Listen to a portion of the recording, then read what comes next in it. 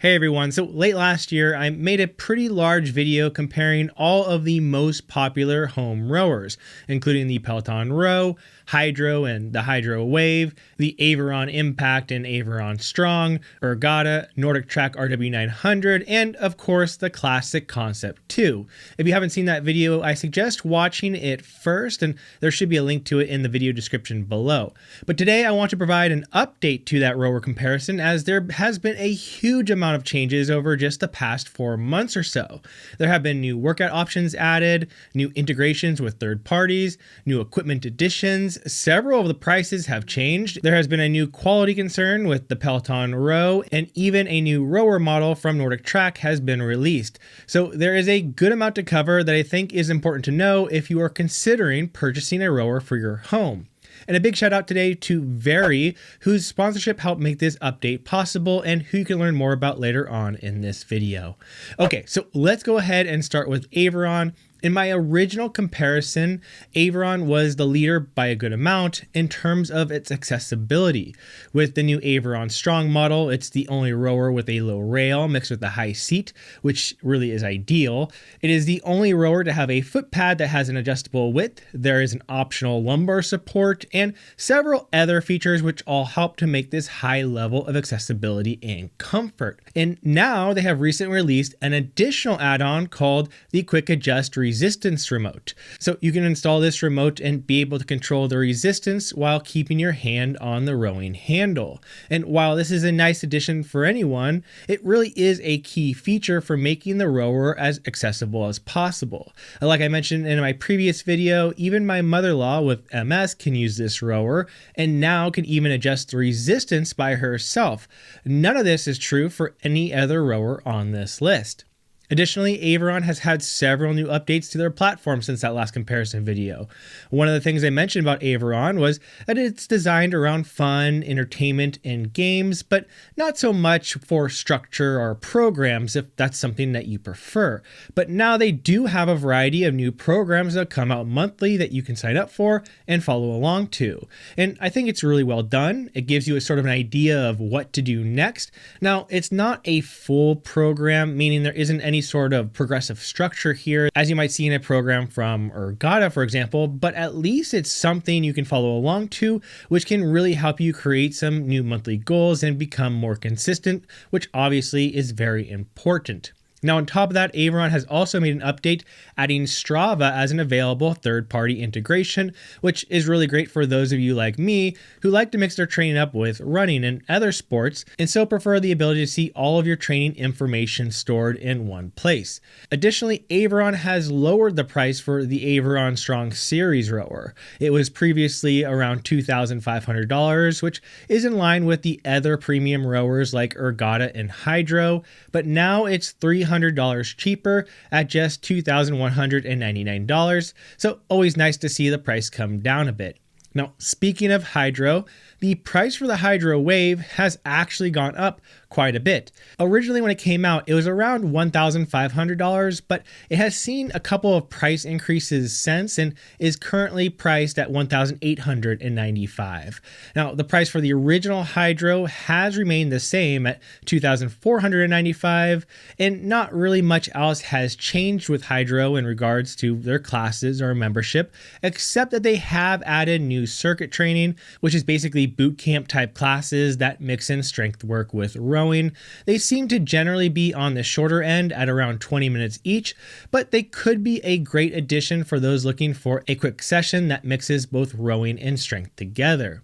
Now, speaking of great additions, today's sponsor, Veri, is the perfect complement for anyone looking to improve their fitness and health.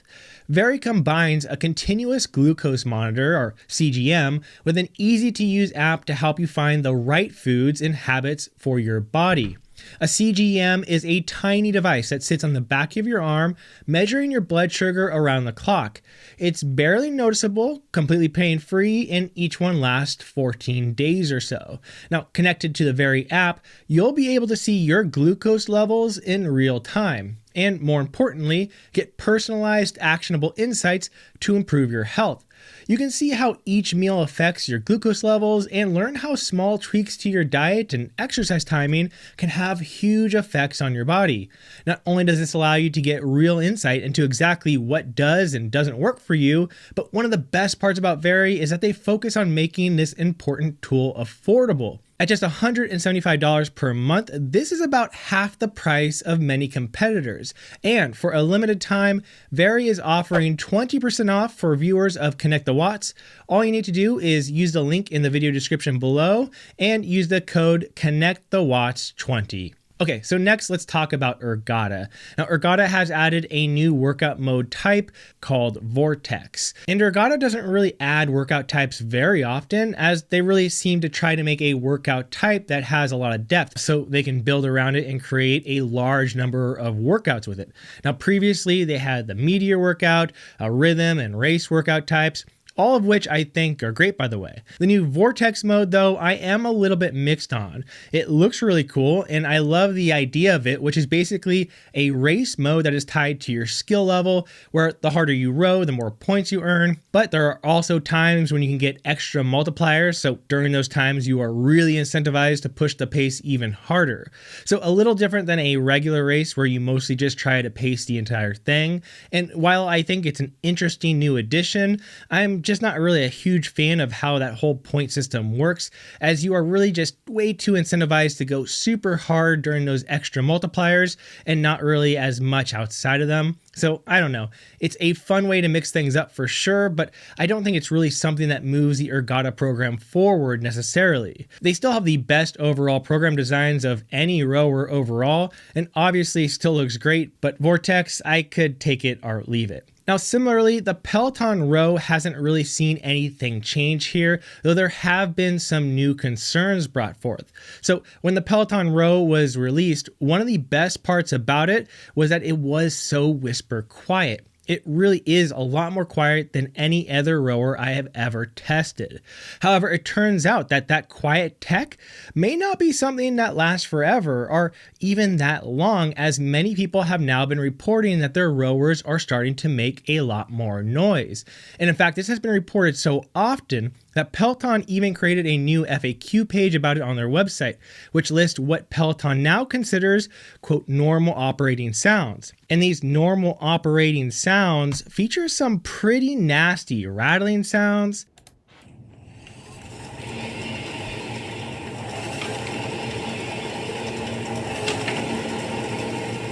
and clicking sounds,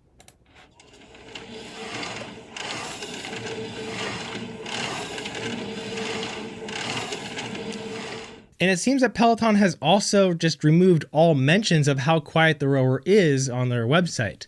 Now, I still think it's a great rower, even if it is a bit overpriced. But now it seems that one of its best features, being ultra quiet, I'm not so certain of, and so I would definitely suggest looking into Peloton Row groups on social media to ask around and see what other people's longer term experience is if that quietness is a huge selling point for you. Now, additionally, Peloton has started to host some live Peloton rowing classes, joining Hydrow as the only other company to do so. And finally, we have the NordicTrack RW900. Now, as I mentioned in the comparison video, I don't really think this is a great rower for a wide variety of reasons. The screen is too high and close to your face, the foot pad width is too wide, the resistance doesn't feel the way a regular rower should, and I understand that that is vague, but I go into a lot more depth on that in the comparison video and the review I did of the NordicTrack RW900. There are other issues with the rower as well, but anyways, things have not gotten much better here. They are no longer adding any new outdoor rowing classes and instead opting for a much lower quality indoor studio experience. And more importantly, they have released a new 2023 model of the NordicTrack RW900. Now, I have not been able to get my hands and try this one out. However, from what I can tell, there is nothing significant that has been changed to this rower that would make it any better.